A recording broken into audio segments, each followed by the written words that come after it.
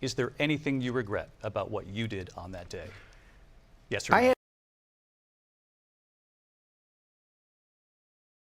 had nothing to do with that other than they asked me to make a speech. I showed up for a speech. I said, I think it's going to be big.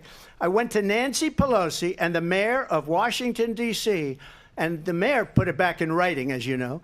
I said, you know, this is going to be a very big rally or whatever you want to call it. And again, it wasn't done by me. It was done by others. I said, I'd like to give you 10,000 National Guard or soldiers.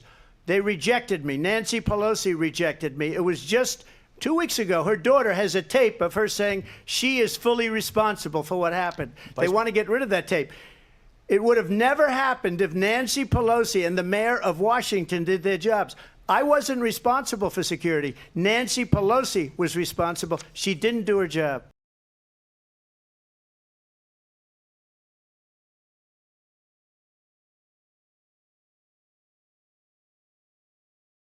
The question was about you as president, not about former Speaker Pelosi, but I do want Vice President Harris to respond here.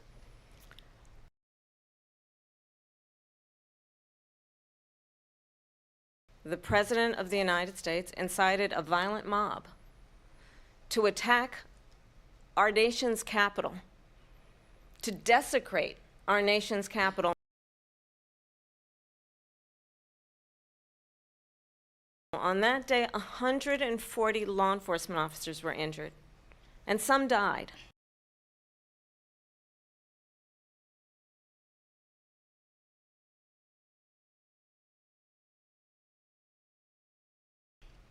And understand, the former president has been indicted and impeached for exactly that reason.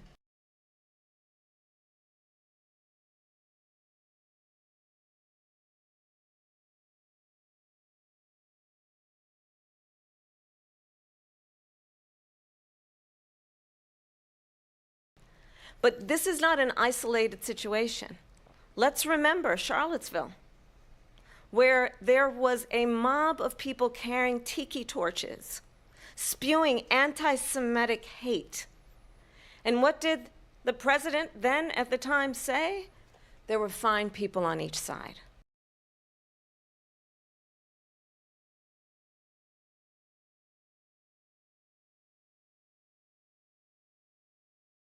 We don't have to go back.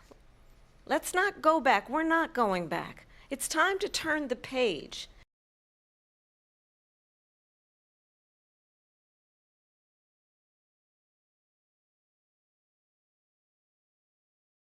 There is a place in our campaign for you to stand for country, to stand for our democracy, to stand for rule of law, and to end the chaos, and to end the approach that is about attacking the foundations of our democracy because you don't like the outcome.